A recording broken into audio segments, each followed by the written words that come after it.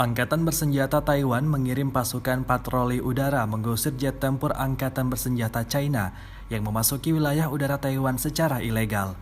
Kementerian Pertahanan Nasional Taiwan merilis jet tempur China tercatat 27 kali memasuki wilayah udara pada 3 Agustus. Paling banyak pelanggaran dari jet tempur Su-30 terekam 16 kali memasuki wilayah Taiwan.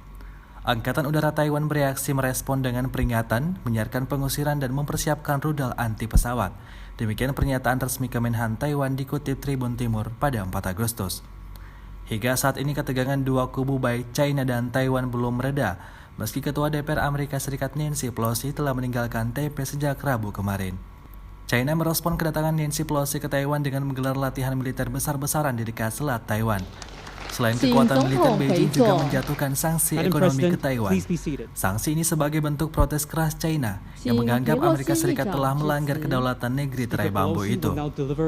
Melansir Kompas TV, sejak kabar Pelosi akan mengunjungi Taiwan beredar, China menghentikan 35 izin impor dari 35 eksportir biskuit dan kue kering di Taiwan. Lalu, sejak Rabu kemarin, otoritas perdagangan China mengumumkan pembatasan perdagangan dengan Taiwan. China langsung menghentikan pengiriman pasir ke Taiwan. Hal itu pernah dilakukan pada tahun 2007, di mana impor pasir dari China dihentikan selama setahun karena masalah lingkungan.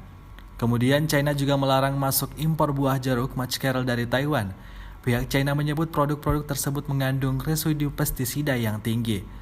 Hubungan dagang China-Taiwan selama ini cukup besar.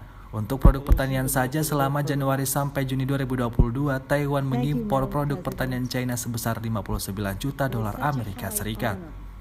Sedangkan secara total nilai impor dari Taiwan ke China tercatat 122,5 miliar atau naik 7,3% dibandingkan periode yang sama tahun sebelumnya. Namun menurut Kepala Ekonomi Asia Pasifik di Natixis di Hong Kong, Alicia Garcia Herrero, pembatasan perdagangan komoditas pertanian tidak akan memberikan dampak signifikan bagi ekonomi Taiwan.